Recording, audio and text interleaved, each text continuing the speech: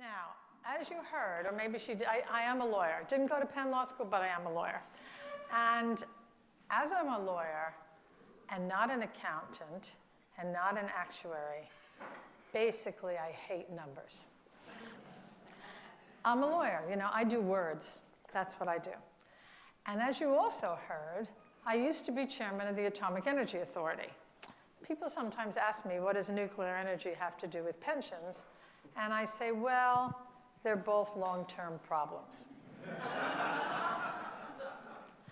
So what I'm going to do today is give you all the numbers first before I start my speech, because I always fall over them. I get billions wrong for millions. I get pounds wrong for dollars. So I'm going to give you the numbers. You listen to them, and then we'll start talking about pensions, okay?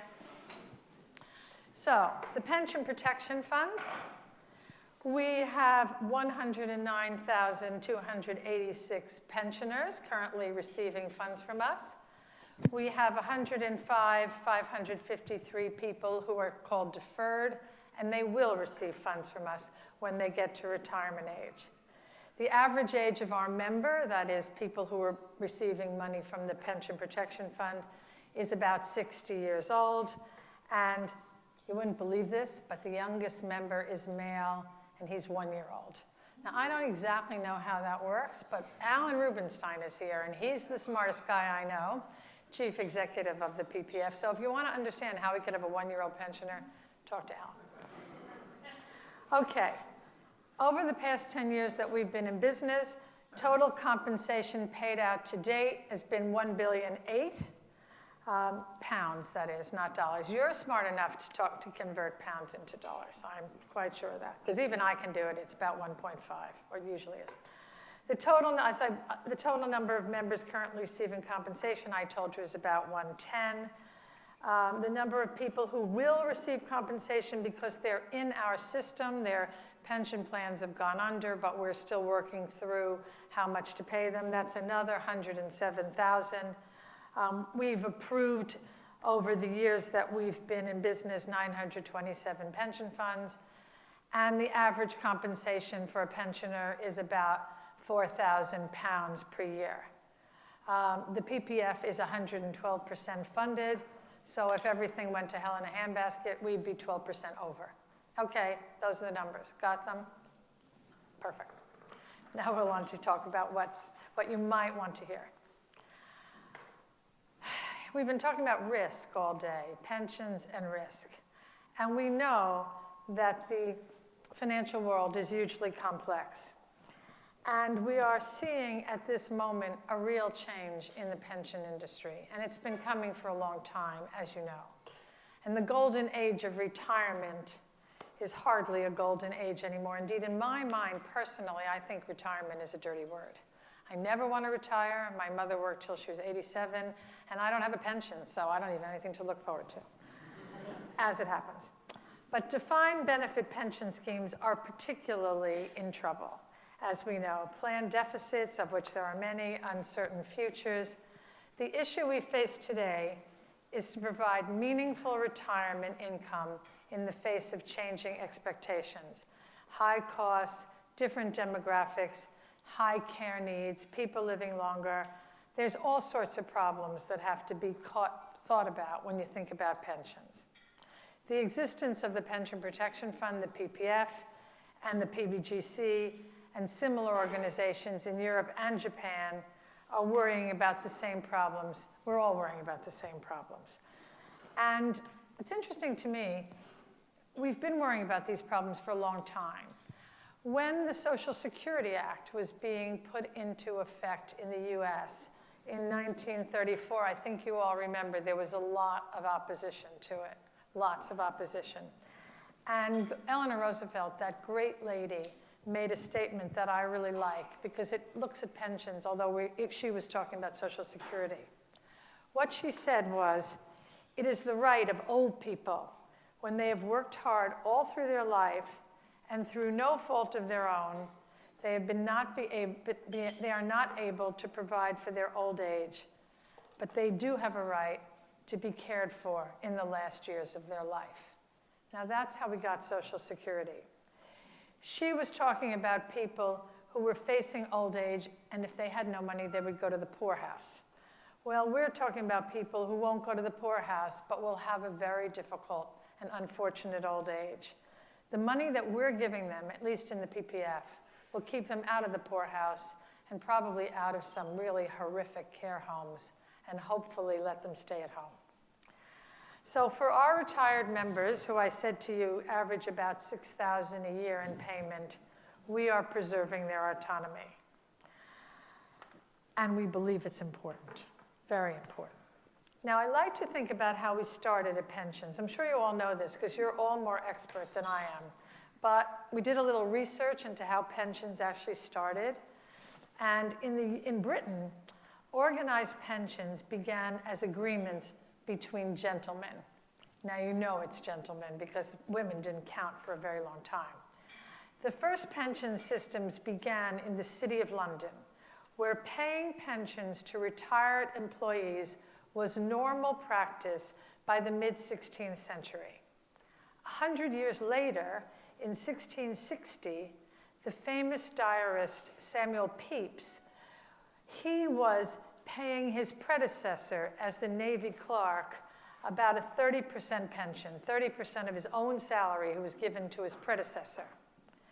Now, it's worth noting that he was not as benevolent as all that sounds like. He heard that the old clerk was trying to get his old job back. So he gave him 30% and said, go home and enjoy life, so he could keep his job. Now, in America, in 1717, in the Presbyterian Synod in the city of Philadelphia, right here, there was the first established fund for pious users, which paid pensioners to aged clergy. In Britain, any Downton Abbey fans here? Okay. Remember Downton Abbey. Remember all those loyal servants that were all around Downton Abbey? Well, they got paid pensions because not just the generosity of the Lord to keep them quiet. Do not tell what's happening in the bedrooms, and we'll give you a pension. Payments for secrecy, called pensions. But they were just presents, really. They weren't even promises, they were presents. And sooner or later, in fact, after the Second World War, this benevolence for long service and loyalty went from promises, pension presents, to pension promises. Okay, so we had these promises. You be good to me, don't say anything, work for us hard, and we'll give you a pension. Then what happened is these promises began to harden. And in the late 20th century, British newspapers used to say that the UK pension system was the best in the world, the envy of the world. That's the 70s and the 80s. And it was. I remember when I was offered my first job by a British bank, and I was deciding whether a British bank or an American bank, because I was moving to Hong Kong. What they were trying to do, they were trying to pay me half the money that the Brits were trying to pay me, half the money that the Americans were going to pay. But the chairman of the bank said, but I'll give you a pension. And he had a very generous pension to offer me. Unfortunately, like many young people, I said, I don't want the pension. I'll take the money. And that was a pretty dumb thing to do, actually, because I did take some money at that, went to the British bank, took the money, and now, as I said to you before, I'm the only pension chairman that doesn't have our own pension fund. So it's a bad idea. But it was the way people were recruited. Here's the salary, and here's the generous DB plan that we have. And that was working for a very long time. So what happened? Well, a lot of things happened, but one of the important things that happened in Britain was Robert Maxwell. So we remember Robert Maxwell, and remember that he was on the boat, and he theoretically fell over and died in the water, but whether did he really fall over or did he kill himself? Nobody quite knows. But what we do know is that when we looked into his affairs after he died, it turned out that he was looking at the pension fund money as his own money. And he kind of took his hands, decided to take it out, and supported his own grand lifestyle. And the pensioners in that pension plan only received 50% of what they were entitled to, which frankly is pretty good compared to what happened later, as it happened. Because later in the UK, there were a number of bankruptcies more recently, a number of very high-profile bankruptcies. One particularly was a company called the Allied Steel Company. And the Allied Steel Company went bankrupt, and the pensioners were about to get nothing, zero. And the pensioners all formed a pensions action group. I wasn't there then, but I wish I was. And they started to demonstrate around the Houses of Parliament.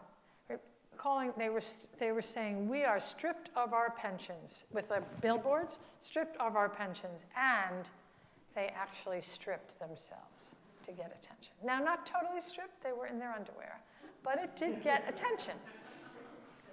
Quite a lot of attention. And so what happened? Well, what happened was it got the attention of Parliament, and the UK system was really born. What happened was that about that time, the government set up what is today the system of pension protection in the UK. Now, it was 2004. We know that the PBGC was set up about 30 years before. Indeed, I was practicing law in America when PBGC and ERISA started. I was not a pensions lawyer, but I used to think this is an annuity for lawyers. It was so complicated. It is totally annuity for lawyers. And I was afraid of it. Whoever knew I was going to be chairman now? But the system in the UK is slightly simpler, I think, than the system in the US. Or maybe I'd just grown up. Anyway, we have two different organizations. We have the Pensions Regulator, and we have the Pension Protection Fund. The Pensions Regulator is a group of people who are charged with making sure that bad things don't happen to pensions, that people don't sell businesses and make corporate deals and leave the pension fund behind, that the trustees of the pension fund make the company act responsibly with their money. And the pensions regulator has a lot of power to look at corporate deals, to make sure they don't happen if the bad things happen, to keep the feet to the fire of pension trustees. And it's also, one of its main purposes is to protect us, the Pension Protection Fund. The point is, it's supposed to keep corporate Britain from allowing their pension funds to fall into the Pension Protection Fund. That is their job. And mostly they do it very well. But there are times when they can't do it very well, when the company is really going bankruptcy, when they're not just trying to dump the pension fund, and things happen, and companies go bankrupt, and their pensioners now, it's our 10th anniversary right now, so since 10 years, their pension funds get put into the PPF. We adopt the pension fund, and then we determine what the liability is, and we end up paying the pensioners most of what they would get. There's a cap of 90% for people who are still in earning their pension. It is us that keep those people sleeping at night, because we're not sleeping. We're worrying about the money so that they will not find that they have been contributing into their pension fund for all these years. The company goes bankrupt, and they'll be like the Allied Steelworkers. So the motto of the PPF is to pay the right people the right amount at the right time. And we've tried to do that as best as we could. We are slightly different from the PBGC. The PBGC, as you probably know, is much more part of the government. The PBGC's board includes representatives, well, actually the members of the board are the Secretary of Labor, Commerce, and Industry. From what I'm told, the Secretary of Labor, Commerce, and Industry don't actually turn up at the board meetings. They send some representatives, but they have a lot of rights about how much is collected and what's done. And it's a political aspect from time to time as to what they do. They can't help it. Whereas the PPF, we tried to learn a little from what happened in the US, and we operate as an independent, pretty much independent company. We choose our own directors. We set our own risk-based levy. We decide who's going to run the money that's in our pot. We have a deal with the Department of Work and Pensions. It's called a framework agreement. But as long as we do what's in the framework agreement, which was the way we were set up, as long as we don't violate the bargains that we made with them, we do operate independently. which gives us much more flexibility, I think, than the PBGC, because we have only one aim, which is to protect our pensioners. We don't have to look over our shoulder as to who's going to win the next election. And if you have a good idea, would you tell me, actually? Be very interested to know, since I have both citizenships. Means I just pay a lot of taxes. Okay, so the PPF is here, the pensions regulator is here, and the PPF is here, and together we try to do the job of the PBGC. Now, I did give you the numbers, so I'm going to skip over them in my speech unless you want to hear them again. I think you heard enough numbers. Okay. Now, what's the situation today? Well, it all sounds very, very clear, I think, about what the PPF does, but it wasn't so clear. The pension situation is not so clear. The regulatory situation is reasonably clear. We've undergone in the UK recently something of a pensions revolution. It's really very amazing, but in this point in the UK, you could read on the front page every single day about pensions. I mean, it's amazing. I couldn't possibly believe it, but it's true. There's been a very big shakeup in pensions. Today, this is very important. The government has removed its long-standing compulsory requirement that a pensioner has to purchase an annuity at retirement for DC pension plans. Now, it always used to be that for DB, you know that it's in the plan what you get when you retire. You get a lump sum, or maybe you get a payout, but it's fixed. But in DC, it used to be in the UK that when you retired, you had to buy an annuity. And indeed, people thought that was good, or they thought it was bad. It was good because it meant that you didn't take the money that you would have been saving all these years and just spend it, and therefore have nothing for retirement. It was bad because it also meant that you had to buy an annuity. Now, we all know that an annuity is a bet. So, in fact, you could either live a long time and have a good deal, or die soon, and there'd be nothing left for your heirs because it was a bet. But annuities were a pretty good bet for a long time. Remember double-digit interest rates? Well, I have a friend who's sitting very pretty because he bought his annuity when he retired with 11% annuity. Can you believe you're earning 11% on your money? And he's a lawyer, so he's making a lot of money. But today, with interest rates so very low, those annuities are really a bad deal. They're a bad deal, A, because it's a bet, but more importantly, because you can't get any interest on your money. So a lot of people were aggravated about the fact that putting money in a DC plan was essentially putting it in a place where it was not a good investment. And actually so that's the first bit. The second bit, let's do that first. So what happened recently? Recently, to everybody's surprise in the UK, the Chancellor, George Osborne, made an announcement, and I believe he didn't even tell the minister, the pensions minister, before. And the announcement was, from now on, we are abolishing the rule that you have to buy an annuity. When you get to the point of your pension, you can take the whole lump sum. And that was very big news. A, because people have been lobbying it for a long time, but B, because nobody was talked about. We didn't have the civil servants saying, there are the pros, there are the cons, you think about it, minister. You know, yes, minister.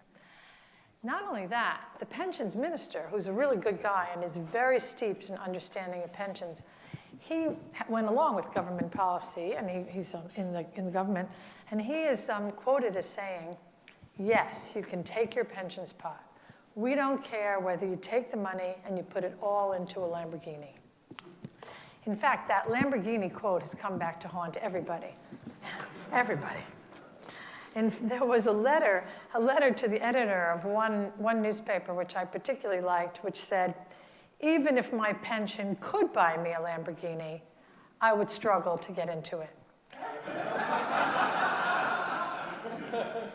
And then it would be impossible to get out of it.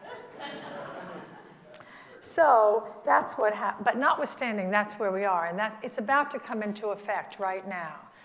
Right about now, people are going to be able to access their pension pot immediately. Now, as I say, there are some people that think it's a good idea, some people that think it's not a good idea. But part of the deal is that they will get advice. They will get, if they want it, and they should want it, advice which is meant to be paid for, which for them will be free, but it's meant to be paid for by the industry. Now, having said that, they haven't really worked out the details yet. So nobody's really quite sure how the industry is going to pay for this advice and what products they're going to be selling to these pensioners who all of a sudden have a big lot of money. So I think it's come back next year for us to tell you what's really happened. There are people who are quite cynical about this. They believe that this is all happening right before an election in order to make the gray vote, which is a reliable vote, happy and vote for the existing government. Reliable voters is a good thing in an election year. Second of all, they believe that people are going to have a lot more money all of a sudden than they had before, and that they will spend it. And that they will spend it in order to boost the public finances. So through these there'll be tax windfalls. So there's a lot of cynicism around about this new rule. However, as I think all of you know, cynicism about pensions has been going on for a really long time. Otto von Bismarck, everybody says he's the one that started the whole issue. He invented the first welfare state, and in 1889, it is believed that he set the retirement age at 65. Why? Either because he thought it was a good age to retire, or he thought there would be very few recipients, because at that point, the life expectancy of people was 35. Now, in fact, the truth is he was 70, not when he implemented this, and that he was 74, and the pension age that he implemented was 70. Still in all, the average lifespan went to the 30s. So it is actually, I thought it was interesting. I always thought that he put 65, that's how we got there, but actually it's 70, which is probably where it ought to be in any case. Okay, so that's the first set of changes in the UK, and very recent changes. The other set of changes which are worth noting is that the UK system used to be a mess. They had the state pension, then if you were good, you got a second state pension, then we gave you, if you were old and had a pension, you would get a winter fuel supplement, you got a bus pass, you got all sorts of little bits and pieces. But you also had means-tested pensions, so that meant if you actually went to work, then you didn't get your means-tested pension, so you got less money in pension if you actually went to work. It was a mess. It was such a mess that people didn't even apply for their pensions because it was too complicated to understand. And our pensions minister, up until whatever happens in this election, Steve Webb, who's a really good guy, when he first got into the government 5 years ago, his idea was to have a single unitary pension. None of this first pension, second pension, top-up pension. You just got one amount per month. And that is actually going to happen. And it's a very interesting and important, very important innovation for the British system. I am looking for the amount that they're going to get. I think it's $200 a month. Alan, is that right? I think so. $200 a month. Most people were getting bits and pieces, but that's the amount they'll get under the new system. Okay, now, what do we know about pensioners? Well, the PPF actually did some research to understand what pensioners knew about their own pensions. And we learned that 40% of our own members, that is people whose pensions are in the PPF, they never or rarely check their own pensions. And only 7% of them feel confident at all in dealing with pension matters. So that it's going to take the industry to really help, as well as the government, to really help people understand the new system. A, the single unitary credit system, and B, the fact that they can get their money out, which is very important. Okay, so now I want to talk to you about the fact, sorry, I'm just skipping over those nasty little numbers that I told you about first. Okay, so now we have this system in the UK. We have this system of a single unitary credit. We have this system of the industry having to supply advice to people that have DC plans. We also know that the age of DB is pretty much over, that nobody is opening, not one company is opening a DB plan, and most of them are closing DB plans. And the world is going to DC. But even with the world going to DC, even with the single unitary credit, even with access to your pension pot, it's not enough. Our research says that most people, when they retire, will have about 40% of what they need to live on. And it's really disheartening to think that young people, and we take lots of surveys, young people believe that their prospects in life are less good than their parents and less good than their grandparents. And why do they think that? Well, among other things, they think that because of demography. We all know that the life expectancy is absolutely, totally changed. Currently, because people are living longer and longer, currently there are about 4 working people to 1 pensioner. But in 25 years, it'll be 2 working people to 1 pensioner. And we really are going to have to work very hard in order to do something about resetting the global economy. I mean, it's very nice that everybody's going to live 20 years longer. And if you read the obituaries, as I do, I always see that people are dying in their 90s. I mean, I remember when people were dying in their 70s. People that die in their 70s now are considered to be young. So think about the fact that you're going to retire at 65 or 70 and you'll live till you're 90. It's very nice, but it's very expensive. And the baby boomers are the ones that are particularly going to get it. Now, I worry about this all the time because I'm a baby boomer. And my friends all say, don't worry, the baby boomers have so much money, they'll sort it out. It's not really true. Some baby boomers have a lot of money, but there are lots of baby boomers that are going to have to worry about living on 40% of their last paycheck. So we're going to have to do something about this. The days of go to school, get a job, work for a while, and then retire to be a silver surfer are pretty much over. Something has to happen. The dream of retirement is creating a nightmare for some people, including me. So what are we going to do? Okay, now I'm going to get into my favorite subject. What I think we need to do is deal with the demography in a different way. I mean, solve as much of the pensions as we can, but people need to work longer. People need to work longer, A, because work is a privilege, in my opinion. People need to get out. They're 65 years old. Can you imagine playing golf for the rest of your life at 65 years old? I mean, it's unbelievable. And lots of people do not want to. Lots of people want to work, but they're forced out of their jobs. They're forced out of their jobs. They're lawyers or accountants all of a sudden. When I was a young lawyer, I thought I was going to die at my desk. I was happy that way. It was a good idea. But now, all those law firms have retirement ages. Not only do they have retirement, and they put in pension plans in order to tell the old people, okay, you go home, we have to make way for the young ones, and we'll give you a pension in order to make you happy. But as I just told you, those pensions aren't going to make up for what they used to make in their own work. So what we have to do, I believe, is that we have to get the government and companies, corporates, engaged in keeping older people working. Keeping them working or finding new jobs for them. I believe that retirement, as I said, is a dirty word. That A, we have to up the retirement age because if you're going to live to 90, you can't be retiring at 65. And B, people want to work, and we know they want to work. But companies kind of set you out to pasture.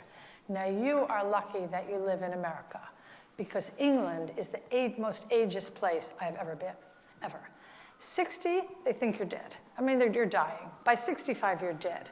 Every place has a retirement age on it. So what we need to do is we need to get companies to keep people working.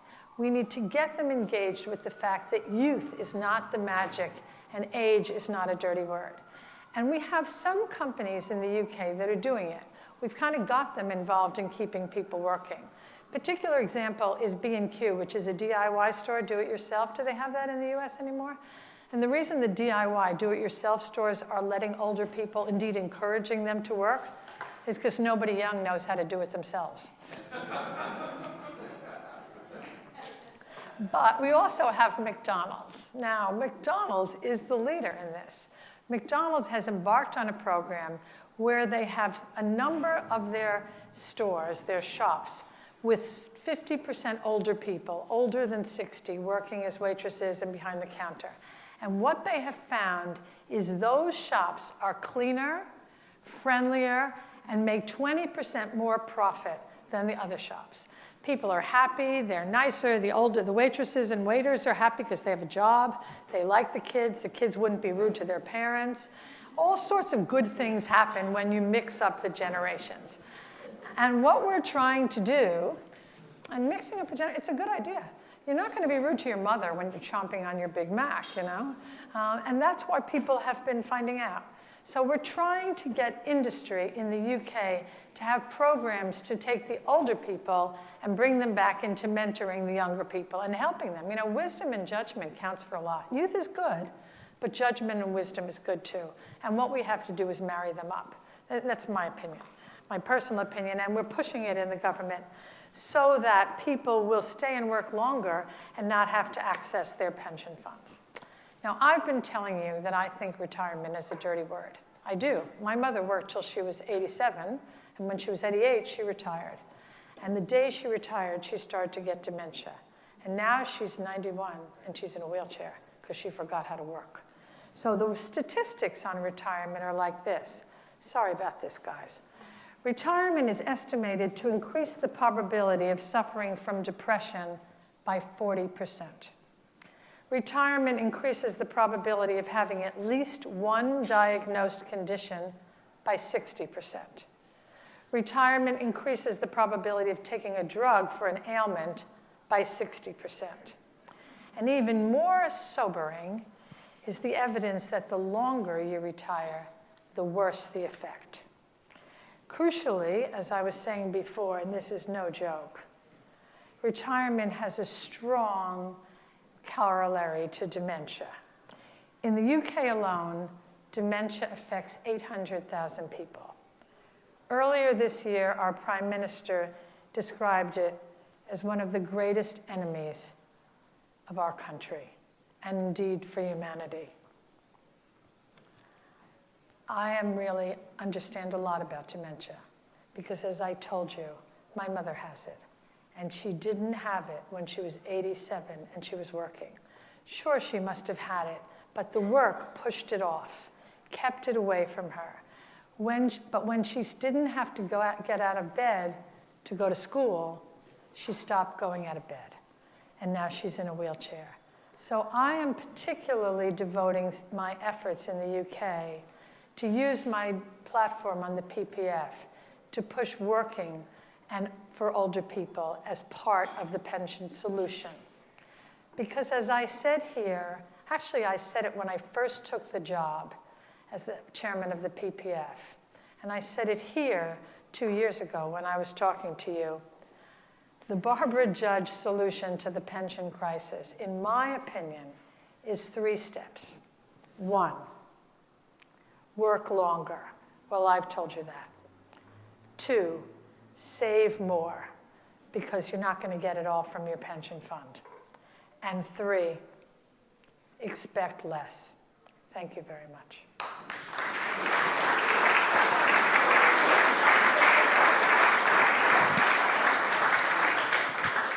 you so much.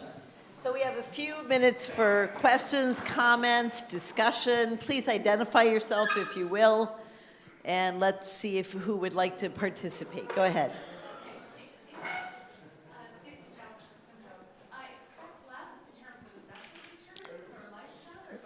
Everything. Well, I mean, expect less means people are walking around feeling entitled, particularly in the UK. You know, the UK has these huge, particularly the civil service, and large part of the population is in the civil service in the UK. And the civil service pensions were extremely generous. People would always say they took less money because they had these big pensions. Well, sooner or later, those pensions, indeed now, are being cut down. Sooner or later, and indeed now, the country is not going to let these civil servants get these big pensions. It will stop. Second of all, DB plans were very generous. DB plans, whatever happened, you earned a percentage of your salary. Now, under DC, stock markets go up and down, as we all know, and under DC, there's no guarantee. Now, actually, our pensions minister is trying to do something which is between defined benefit and defined contribution, which is called defined ambition. But it's ambition. They haven't really figured out how to have a collective scheme. He really wants it, and he's been looking at the Dutch scheme, and he's been looking at other schemes where you can have collective investment without guarantees. And he's tried very hard, but so far it hasn't happened. So my opinion is expect less all the time. You know, I learned when I was in school, keep expectations low so you can meet or exceed them. That's very important today, because people that think they're going to retire in a big pension fund, most of them, unfortunately, are not. Either from investment returns, or from the DC system in general, or from bankruptcy. Go ahead. There's a lady and then a man. Anna Rappaport, thank you very much. I'd like to focus a little bit on the work longer and ask two questions. Do you have any suggestions for what the individuals should do so that they're better prepared and able to work longer? And do you have any suggestions for what businesses should do to make that a reality? That's a really good question. I think I said I would keep talking about my mother, because my mother was one of the people early on in the 50s who taught women to work. Not women to work, not because they were poor, not because they were alone, but because they had a brain and they should use it and they should make their own money because money was independence. That was her whole theory. And when I was young, she was teaching this course at another university, I apologize. And what she was teaching the women then was to be librarians. So I said, Mommy, why are you teaching the women to be librarians? And because she said, that's where the jobs are. You have to be prepared. You have to get your education to look at the jobs. And what do I think what people should do when they're older? I think they should be retrained. I think they need to find jobs that they can do, which, my mother used to say, the only way to really work forever is to own your own business. That's the best thing. And a lot of people, when they're retired, do start their own business. Now, I have never been smart enough to do that. My sister and brother both have, but I always work for somebody, the government, some company. But I would start my own business if I could. The other thing is I have a program that I'm starting in the UK, which is, because I'm lucky enough to have this new job in the Institute of Directors, where I'm going to take smaller businesses, little ones, with young people, startups, that's what everybody's doing nowadays, and try to put older people who are retired, but not dead, they're just older, and put them together with the young ones, because these young people are going to need a good financial director or a good marketing director, but they're not going to be able to afford the first-class financial director and marketing director. And these guys, who are the retired marketing directors, financial directors, they have a pension probably, but they still need to get out of bed in the morning. And how much golf can you play? So I want to put these guys together with these guys and have everybody feel better. And they're going to pay, but they're not going to pay $500 an hour.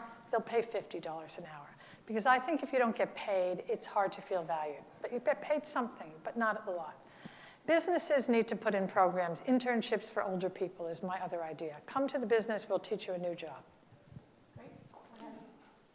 Good afternoon. My name is Surya Kuluri with Bank of America.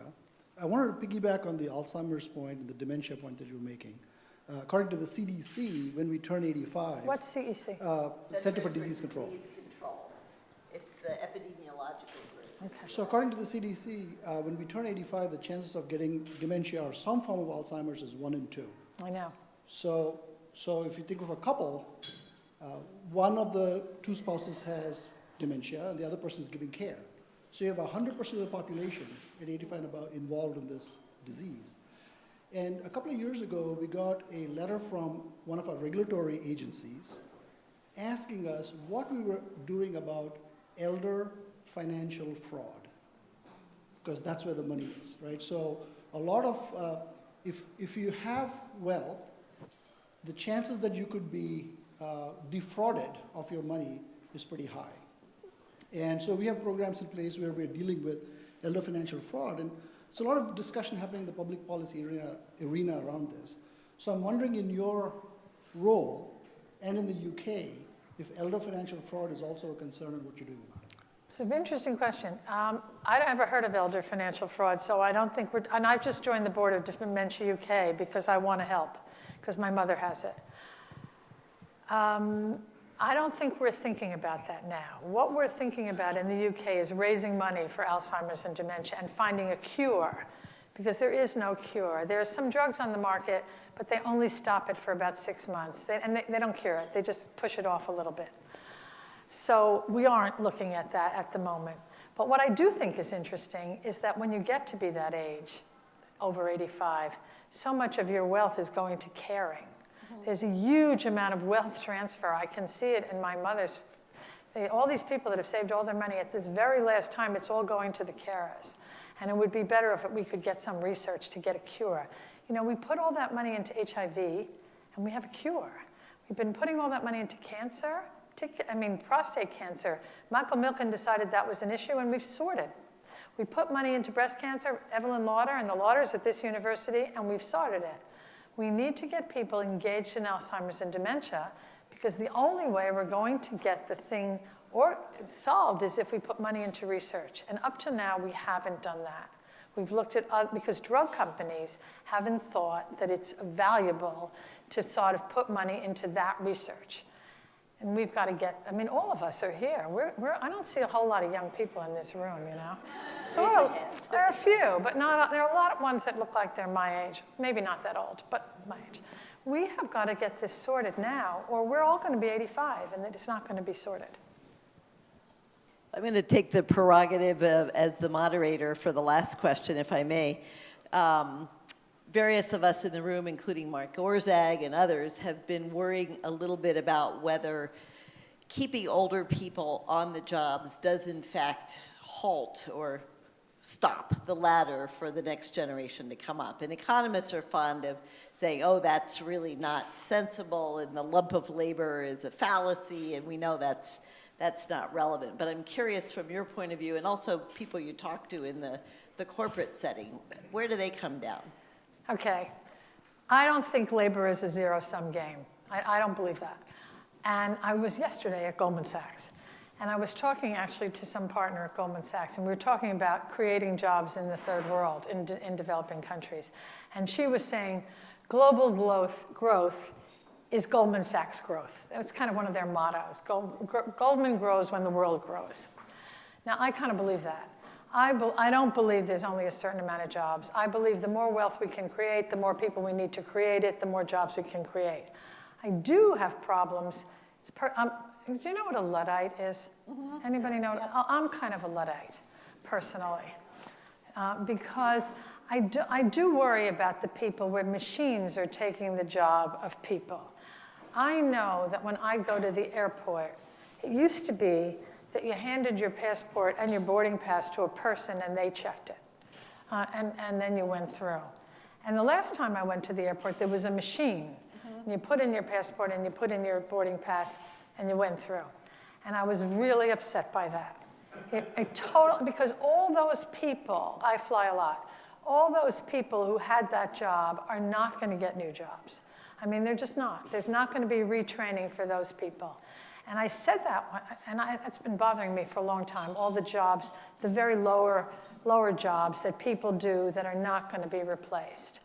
And I said that at dinner one night, a round table with all chief executives from the UK, and we were talking about growth and global growth, and I said, I'm really worried about this problem. I do know that globalization is a good thing. Intellectually, I know it, but I do worry about all the jobs that are going over to China from the UK.